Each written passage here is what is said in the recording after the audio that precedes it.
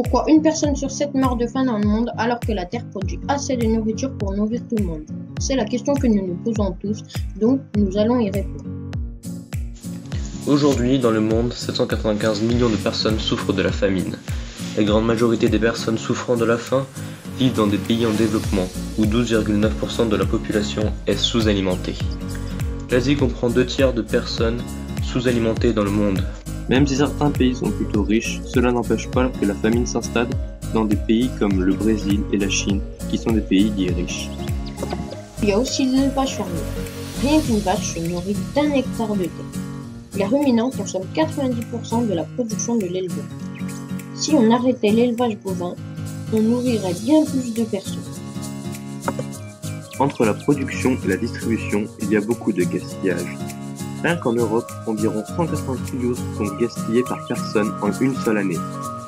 Environ 1/3 des aliments produits pour la consommation, soit 1,3 milliard de tonnes, chaque année sont gaspillés. En France, un Français gaspille en moyenne 20 kg de nourriture.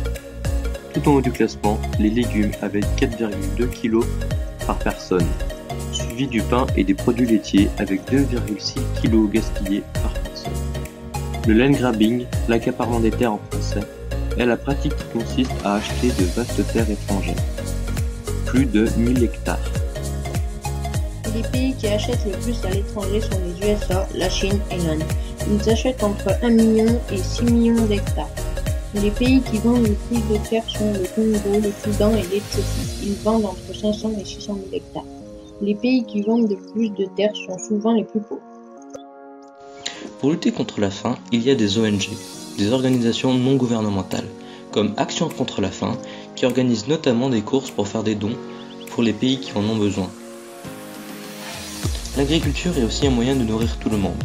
En plus, cela crée des emplois et des revenus. Il faut aussi éviter le gaspillage alimentaire. L'Europe a mis en place en 2014 une année européenne de lutte contre le gaspillage alimentaire. Il faut aussi réduire les élevages bovins, car cela demande beaucoup de nourriture.